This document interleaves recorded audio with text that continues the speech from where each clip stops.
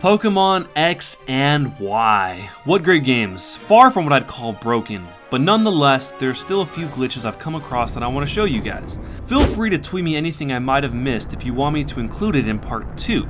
We'll start with a kind of bizarre visual glitch that happens when you use the move Aurasphere against the Elite Four trainer Drasna. When you use Aurasphere against her Dragalge, a black bar appears across the bottom of the screen.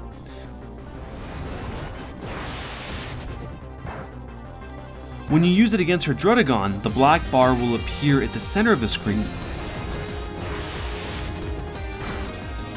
Not every Pokemon can learn Aurasphere, so if you want to try this for yourself, I've left a link to a list of Pokemon that can learn it down below in the description. This one's really weird. If you have an egg in your team and you use Poke Radar, the music will change from the route theme to the Poke Radar theme, which is normal. But once the egg hatches, there will be no music when the Poke Radar music should be continuing.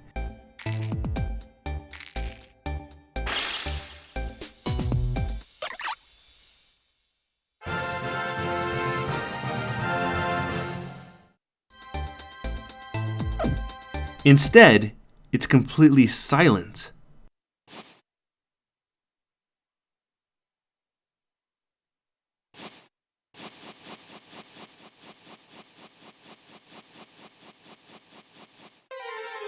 If you enter and exit a battle, the music will be on again, but this time it's the hatching music instead of the Poke Radar theme, and that continues until the Poke Radar theme would have ended. This is pretty jarring if you're used to using the Poke Radar regularly and are used to the sound of the Poke Radar theme on while the radar is working. I think this has something to do with the game losing track of what music it should be playing. Maybe the developers didn't consider the scenario of an egg hatching while the Poke Radar was in use to be possible. If you want to try this one for yourself, it's actually really easy to do and happens almost every time I try it. If you're having any trouble making it work, it probably has something to do with the timing of you pushing the A or B button when the message that says O pops up on screen. Play around with the timing there and you'll get it to work. This one you've probably seen dozens of times before without even realizing it. Let's see if you notice it now that you know to look for something. It happens really fast. See anything? Let me slow it down. Pretty weird, right? I'm not sure what the numbers mean, but if you go to your PC box and then close it, sometimes these numbers will just show up for a moment and then disappear.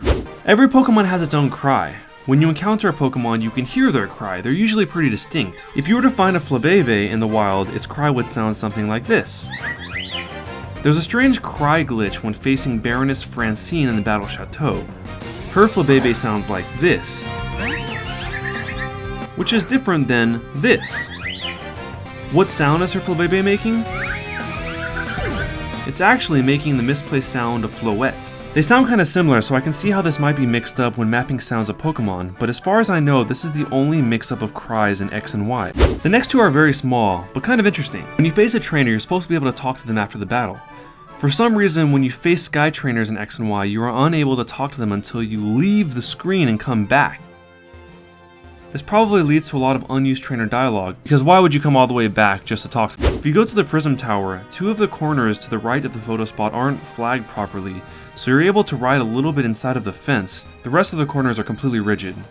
Here's the last one, which is probably the biggest visual glitch I've seen for Pokemon X and Y. I've left a link to the original video by Robert Mall in the description below. I've read online this is a graphics cache flushing oversight in which if you turn off the 3D in an area that uses 3D and then you re-enable it while doing something 2D, like surf in this case, it'll lead to this glitch.